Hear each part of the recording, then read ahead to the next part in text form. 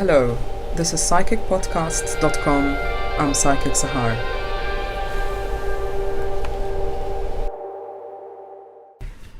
Brian Snell, welcome back. Thank you. Now, last time we discussed remote viewing and the consultancy that you run, Touchstone Consultancy, in helping businesses recruit the right personnel. Today, I'd like to discuss with you what is it like to be a psychic and how can people get the best out of best service using a psychic. First of all, let me begin. How did you get into remote viewing? How did this develop? Yes, before that, you make an interesting point that psychics and budding psychics don't know they are because very seldom they've met other people who are similar to them. They just know they're different, and they know that if they share things that they can see, yes. For example, a clairvoyant child, say I can see people running along a tree or something, they don't say it because they think people are mad, that people will think they're mad. So the process of realizing that there was something different took about 10 to 15 years from, let's say, the age of 10. Really? So you started quite young? Yes, it took a long time to realize, and I felt I had to safeguard what I had, though I didn't know what I had. It was like an invisible something.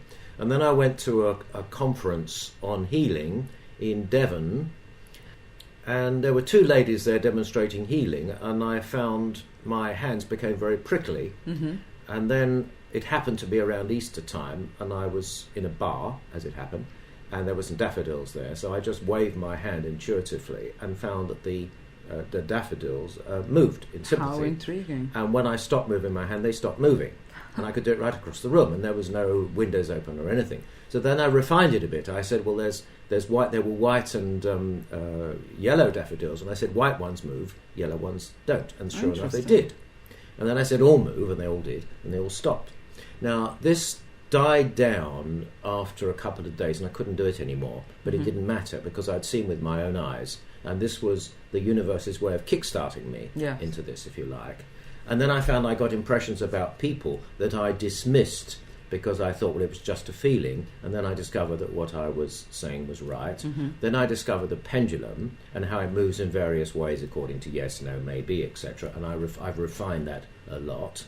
And then I discovered chakras, you know, the various energies around the body. Then I discovered that I could do readings on two people together to see what the chemistry was. And so these elements have been added over the years. And the final element was the numbers, that I could actually get numbers of how well people got on together, for example 3 out of 10, etc., etc.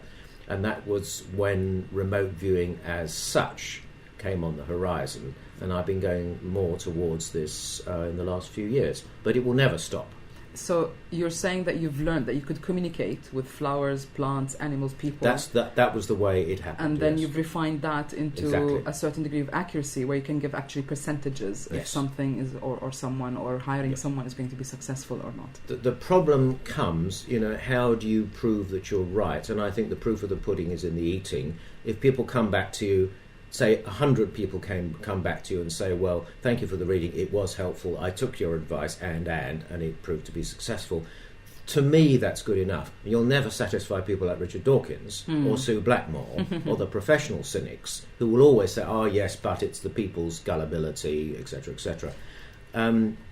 If people are paying me money and they're happy to carry on paying me money, I think that's a success.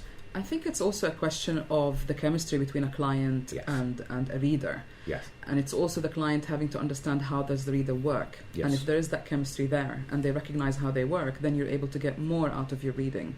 Some people don't know how I work, and frankly, I don't quite understand it, but I think they've got to trust.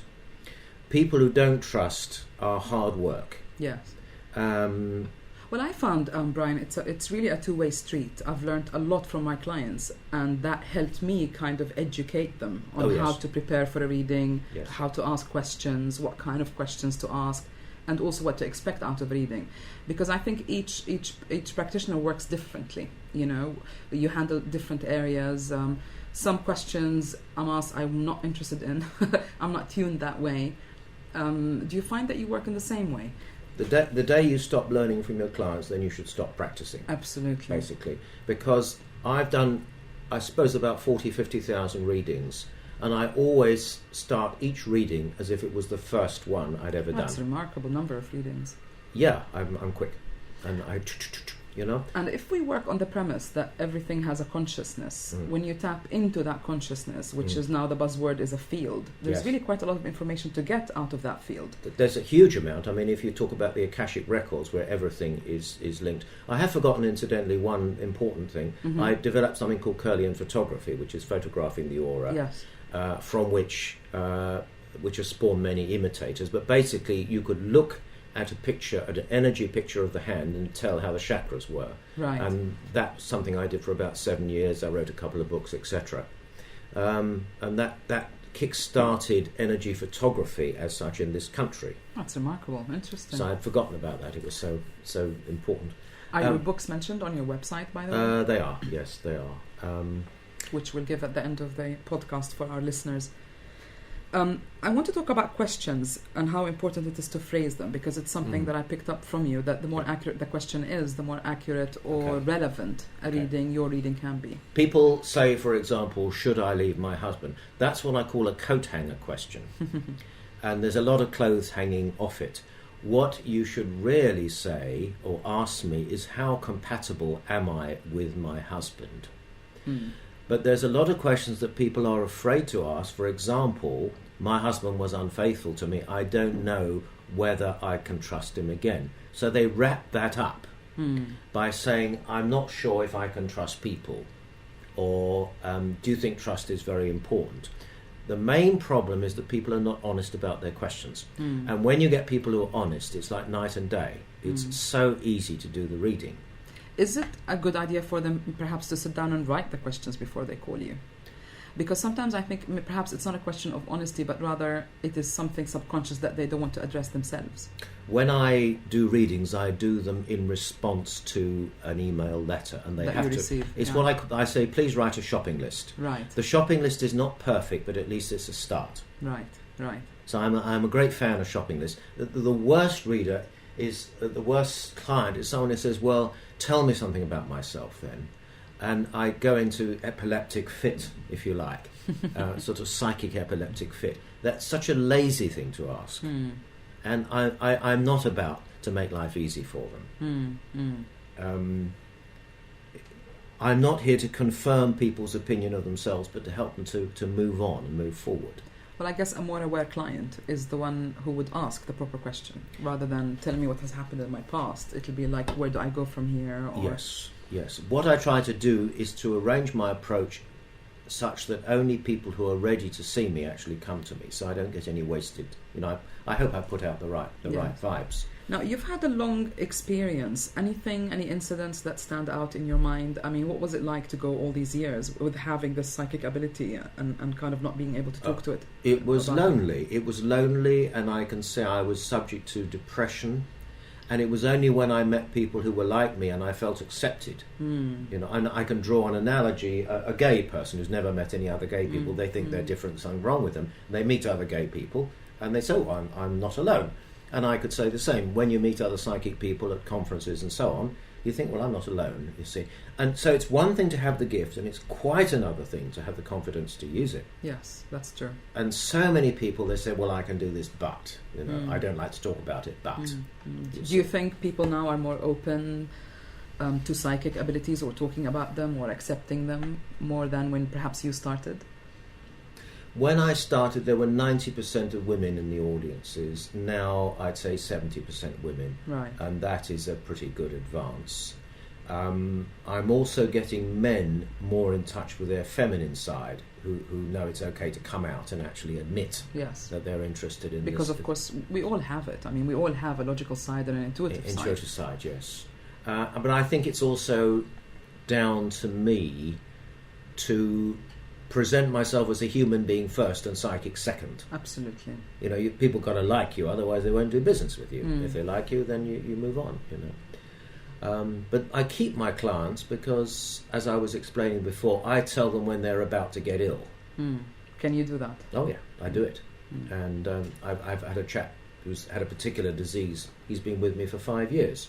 And when he's about to get stressed, I'll ring him up and say, "Oi, what's up?"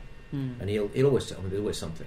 And does that help him snap out of it? Absolutely. No, he's been free from the troublesome disease. You always get 1 or 2 relapses. You can't help it, but we've minimised them, and it's been night and day. That's real job satisfaction. So the best client is the one who retains the services of someone, so we can spot things before they happen. And the worst client, so-called worst client, is the person who brings up saying, "Look, I've done this terribly stupid thing. Can you get me out of it?" You see, and the answer is probably no. You can't, because they've done it. They signed the paper. So what you're saying really is, if we catch a pattern early on, then we're able to maneuver it and perhaps change that pattern, so that we don't have to face the same crisis all over again. Because it happens. You see, there's obsessive repetition of patterns, which is a very difficult one to get to, which is normally due to a pattern that's been established, let's say 9, 10, 11, 12 years of age, maybe 16 years of age, and then it repeats. You see, it's a loop in the software. So every time you boot up in the morning, every time you wake up, you trigger that. You trigger that, you see. And people do things, and they say, "I know I'm doing it, I can't stop myself," you see. That's right. That's where retrospective healing comes in, which is another thing which I haven't talked about, which is a very special form of healing. Basically, if you heal the person as they are, you won't get anywhere. That's right. You have to go back to before. To the root of the pattern, I forget what it's called in computer jargon. You get a particular reference point. You have to go back to before you start to make any change.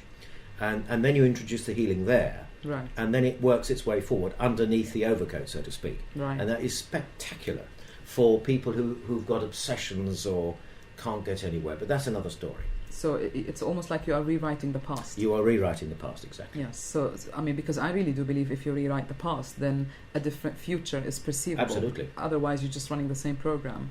You can't help running the same program. That's the trouble. Because the software is there. It runs, you see. And you think it's normal.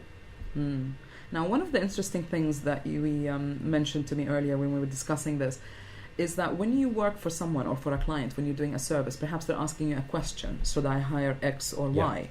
You explained to me that what happens is when you tap into them, you also pick up all sorts of information about their health, their childhood, etc. Can you explain a little bit further on that? The universe is not a slot machine. If a person deserves the answer, you get the inspiration that they need to have to solve their problem. If they really want to solve it, they get lots of information. If they don't want to solve it, they don't get much information at all. That's the point. So I get a download, if you like, of the information they need to hear. And sometimes it's completely out of context. I don't know what I'm going to say until the moment I say it. Yes. And that's a good sign of spirit working, or the eternal side. For me, I understand what you're saying as the answer is really a holistic one. So although you ask a question about A, you may need to correct a pattern in area B in order to get to area A. Correct. Tomorrow we're going to go to Norway, and we're treating a lady of about 35 who's got this enormous weight problem, and nothing anyone can do can solve it. So what we did was to go back to when she was 6, and we found that she was obsessively eating because she was lonely. Now she's still got that pattern, and so we found when we went back to 5 years of age and gave the healing, she felt amazingly better.